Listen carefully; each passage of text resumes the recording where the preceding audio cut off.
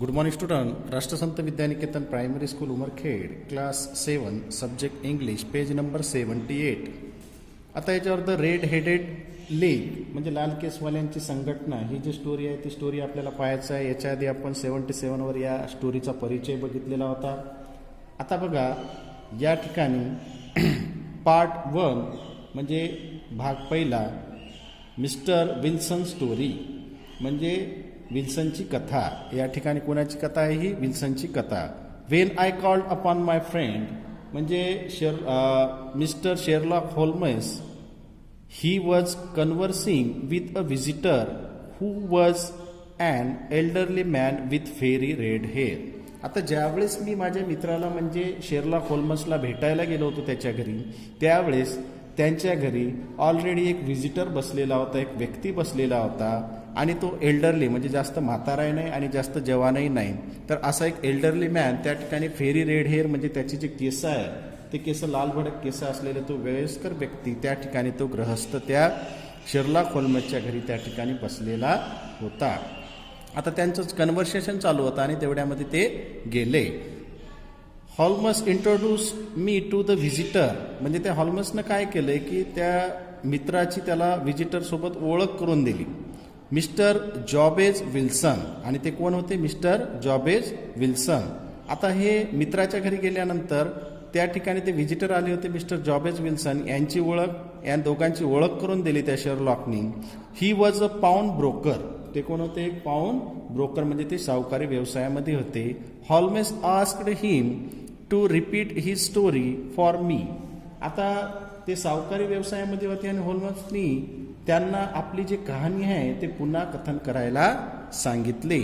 He began by showing us an advertisement in a newspaper. It read as follows.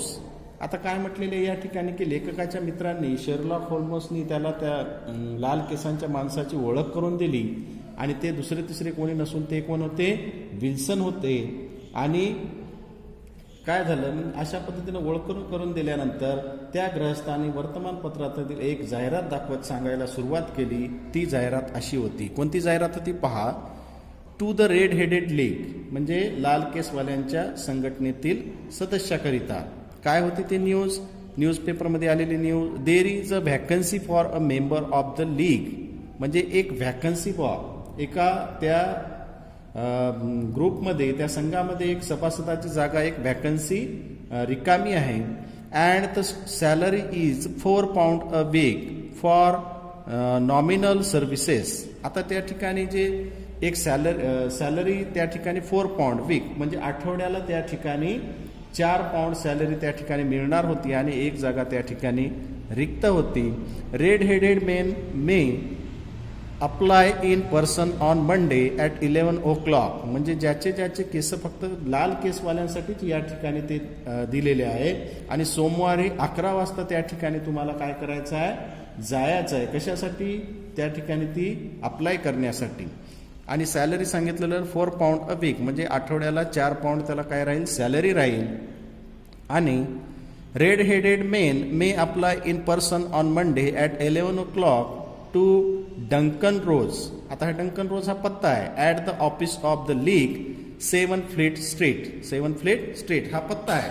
आता त्या ठिकाणी गेल्यानंतर ऑफिसच्या पत्त्यानंतर त्या ठिकाणी जायचं आहे आणि जाऊन शानी 11 वाजता सोमवारी जाऊन शानी संघटनेच्या कचेरी डंकन रॉस यांच्याकडे प्रत्यक्ष हजर राहून आपला अर्ज दाखल करून घ्यायचा आहे. अशा पद्धतीची न्यूज त्या न्यूजपेपरमध्ये ती ॲड आलेली आहे.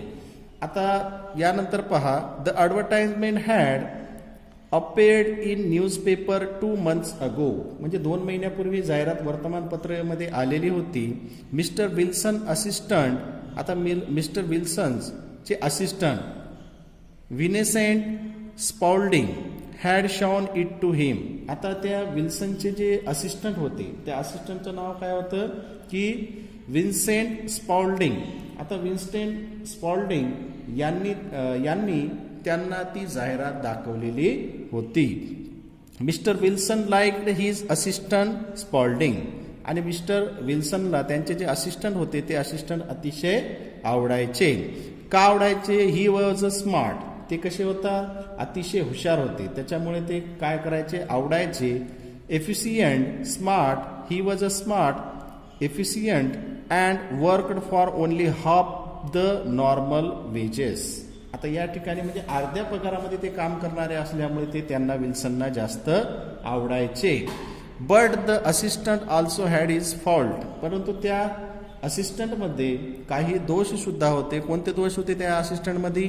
Every now and then he left work and went down into the cellar to develop photographs was his hobby. आता त्या असिस्टंटमध्ये काही चुका सुद्धा होत्या, म्हणजे काही दोष सुद्धा होते, कारण त्यांना एक फोटोग्राफीची एक हॉबी होती. कोणाला? त्या विल्सनच्या असिस्टंटला.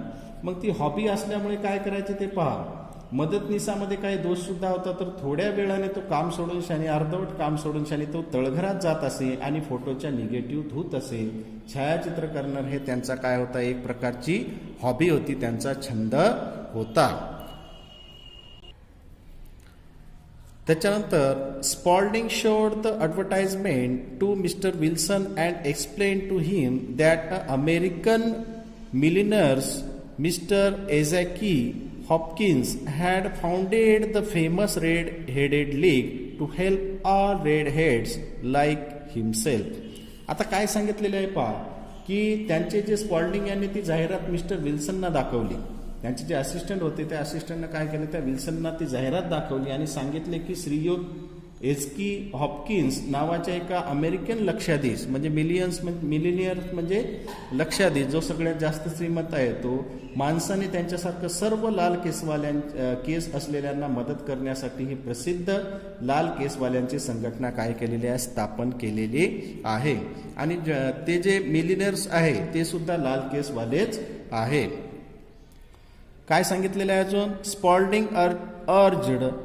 Spalding urged Mr. Wilson to apply for the job, so the two of them went to the address given in the advertisement.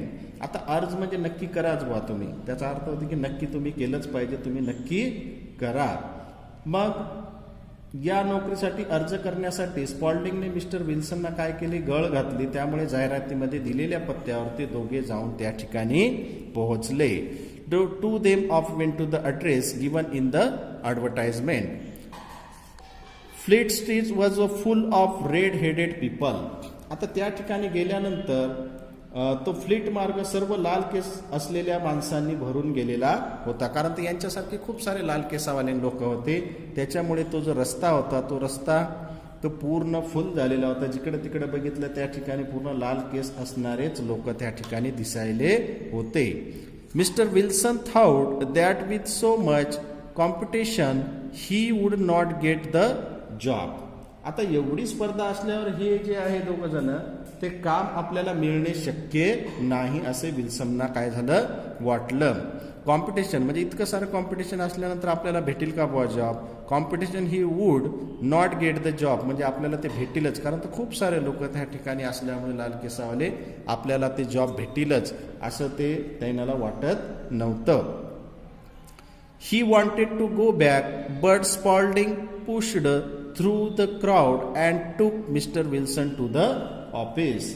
मग काय झालं की त्यांना परत जाण्याची इच्छा होती, कारण ते एवढ्या लोकांमध्ये आपला नंबर लागणार नाही. परंतु त्या गर्दीतून वाट काढत स्पॉल्डिंगने मिस्टर विल्सनना कचेरीच्या आत त्या ठिकाणी आत घेऊन गेले. आता आत घेऊन गेल्यानंतर काय झालं पहा, there was nothing in the office but a couple of chairs and a table. म्हणजे एक दोन खुर्च्या आणि एक टेबल सोडत त्या कचेरीच्या आत काहीही नव्हतं. A red headed man sat behind the table. आणि मग टेबलामागे एक लाल केसवाला माणूस बसलेला होता.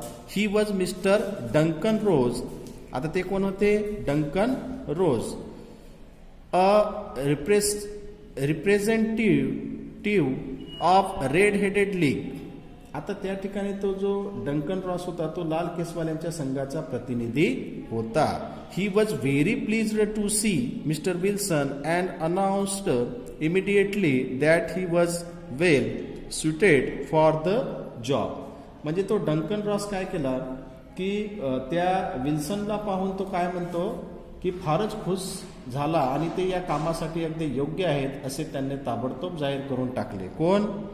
त्या डंकन रोजनी त्या ठिकाणी ताबडतोब काय केलं की बाबा तू योग्य आहे या कामासाठी म्हणून त्यांनी त्याला ताबडतोब काय केलं, त्याचं जाहीर करून टाकले. त्या ठिकाणी he shook hands with Mr. Wilson, congratulated him and told all other candidates to go back. मग आता त्यांचं नाव केल्यानंतर त्यांनी काय केले, मिस्टर विल्सन यांच्याशी हस्तांदोलन केले. आपण सेकंड करता की नाही, कॉंग्रॅच्युलेटेड म्हणजे त्यांनी हस्तांदोलन केले, त्यांचे अभिनंदन केले आणि इतर सर्व उमेदवारांना काय केलं, गो बॅक म्हणजे परत जाण्यास सांगितलं. आता अशा पद्धतीने ही स्टोरी आपण इथपर्यंत बघितलेली आहे. याच्यानंतर आपण ही स्टोरी नेक्स्ट पिरियडमध्ये कंटिन्यू ठेवायची आहे. ठीक आहे, थँक्यू.